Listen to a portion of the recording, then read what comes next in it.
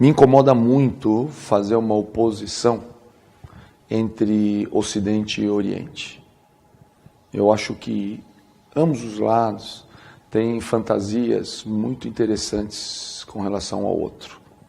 Sabe, o Oriente com relação ao Ocidente e o Ocidente com relação ao Oriente. E quando nós vamos chegando bem de pertinho, a gente observa, né, que em ambos os lados temos grandes homens, grandes pensadores, e que aqueles que realmente se destacam são aqueles que extrapolam o limite daquilo que poderíamos chamar de Oriente ou Ocidente. Você citou uma figura muito importante que foi, né, um ícone da arte da guerra, que foi Napoleão Bonaparte, né, que foi um grande general e um grande pensador estratégico europeu e que, né, determinou paradigmas que até hoje são utilizados, né, dentro da cultura militar. É dito que Napoleão Bonaparte leu Sun Tzu. Não sei se você já ouviu falar nessa possibilidade, né, histórica, mesmo porque a primeira tradução do Sun Tzu foi em francês, né, foi feito por um padre chamado Amiot. Então, muitos extrapolam essa possibilidade.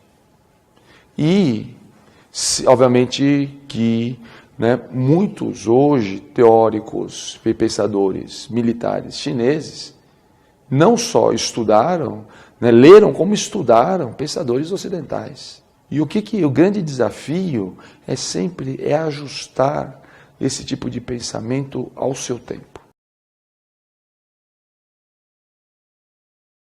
O valor da cultura chinesa, no nosso caso principalmente, está em promover um ponto distante para que nós possamos refletir sobre a nossa própria cultura.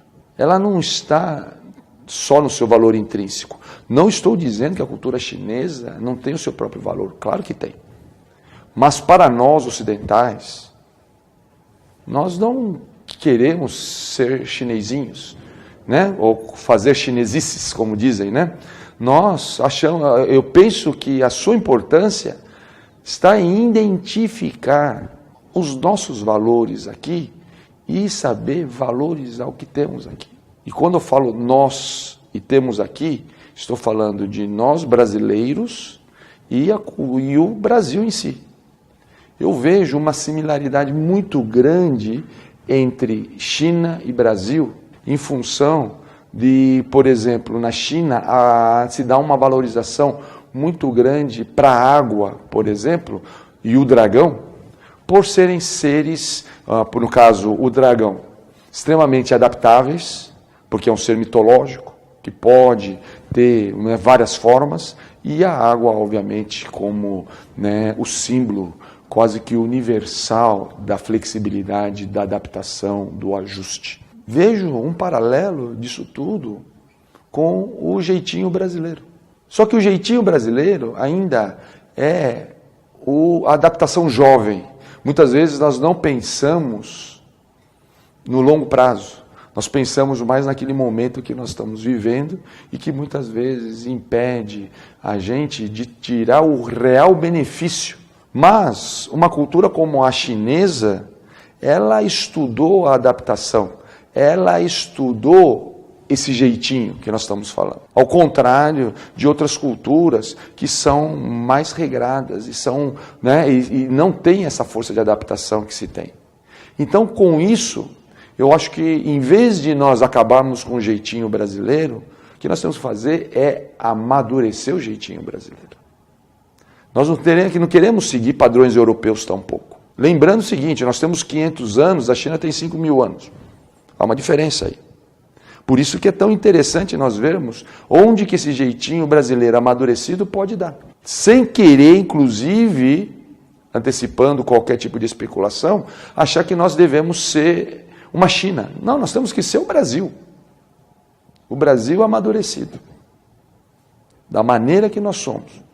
na força da diversidade que nós temos.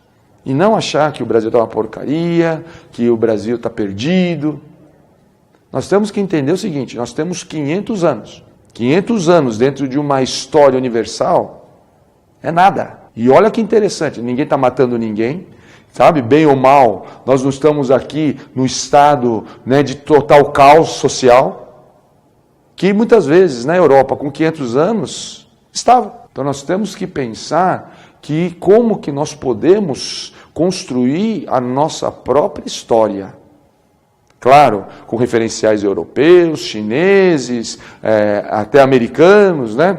que é um irmão mais ou menos de mesmo tempo, mas que possibilitou um avanço social, econômico mais rápido, mas que, muitas vezes, pode ser só um menino precoce.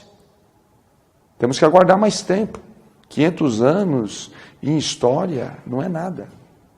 Agora, daqui 5.000 anos, se os Estados Unidos estiver lá e com o seu desenvolvimento, aí nós podemos falar, opa, né? Então, esses momentos, né, que nós vivemos têm que ser valorizados. Ah, mas nós não vamos viver para usufruir dessas coisas. Talvez não.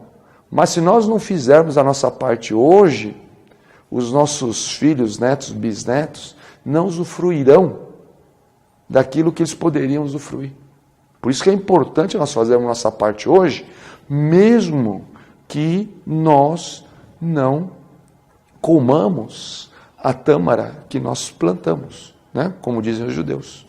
Né? Tá? Então é muito importante isso. É muito importante cada um fazer sua parte. Então penso que a cultura chinesa ela tem o seu valor como ponto distante, né, para que nós possamos valorizar ainda mais a nossa cultura.